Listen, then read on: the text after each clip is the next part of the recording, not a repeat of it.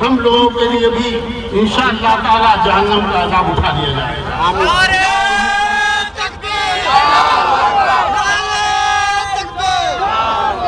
سرکار کی آمد، مکی کی آمد، مدنی کی آمد، طاہر کی آمد، اولاد غوث اعظم، فیضان غوث اعظم، قاری قاضی شہر اورنگ آباد، حضور امام ملت نے کہا جب میرے نبی پیدا ہوئے وہ دوڑی دوڑی اپنے مالک ابو لہب کے پاس گئی، کہا ابو لہب تمہارے بھائی عبداللہ کے گھر عبداللہ کے لفظ جگر پیدا ہوئے، آمنہ کے پسر پیدا ہوئے۔ ابو لہب نے اپنے بھتیجے کی پیدائش کی خوشی میں اپنی لونڈی صہیبہ کو آزاد کر دیا، لیکن میرے نبی نے جب اپنی نبوت کا اعلان کیا تو ابو لہب نے قدم قدم پر میرے نبی کے مخالفت، راستے میں کانٹے بچھائے، گلے میں پھندا پھنسایا، پیر پہ اوجھلیت کی گئی، ہر طرح کا ظلم و ستم کیا، اور جب وہ مر گیا دنیا سے چلا گیا، اسی ابو لہب کے بھائی حضرت عباس انہوں نے خواب دیکھا، پوچھا ابو لہب تیرے ساتھ کیا گزرا؟ کہا جہنم کی آگ میں جل رہا ہوں، میں نے ساری زندگی مخالفت کی محمد رسول اللہ کیا، لیکن جب سوار کا دن آتا میرے بھتیجے محمد کی پیدائش کا دن آتا ہے، میں نے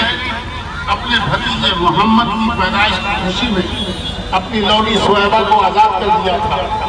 جب سوار کا دن آتا ہے تو میں نے چونکہ اپنے نبی اپنے بھتیجے محمد کی پیدائش کی خوشی میں لونڈی کو آزاد کیا تھا، لہذا سوار کے دن میرے عذاب میں کمی کر دی جاتی ہے۔ ابو لہب جو نبی کا جانی دشمن تھا،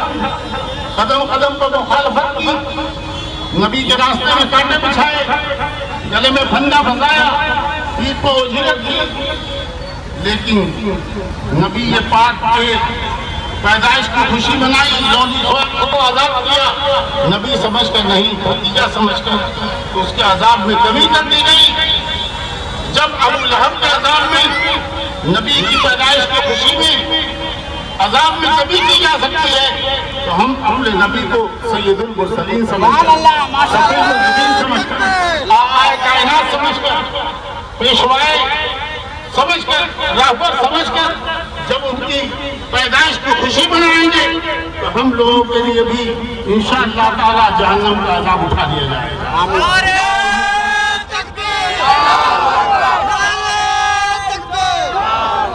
سرکار کی آمد، مکی کی آمد، مدنی کی آمد، طاہر کی آمد، اولاد غوث اعظم، فیضان غوث اعظم، قاری قاضی شہر اورنگ آباد، حضور امام ملت نے کہا آؤ مل کر ہم منائیں جشن میلاد رسول، آج کے دن مالک خلد بری پیدا ہوئے، حشمت ڈالیں گے ہم پیدائش مولا کے گروہ، مثل فارس درد لیتے ہیرا پہ جائیں گے، خاک ہو جائے عدو جل کر مگر ہم کو رضا، دم دم جب تک ہے ذکر ان کا سناتے جائیں گے۔ میرے نبی جب پیدا ہوئے تو مکہ کے رواج اور دستور کے مطابق دیہاتوں سے، قبیلوں سے اور ترائی اور مکہ کے امیر گھرانوں کے بچوں کو اپنے یہاں پرورش کے لیے دے دیتے۔ صہیبہ آئی لے گئی، حلیمہ سعدیہ بھی آئی، حلیمہ سعدیہ انہیں امیر بچہ کو نہ ملا، یتیم ملے، یتیم نہیں درہ یتیم ملے، نبی کونین ملے،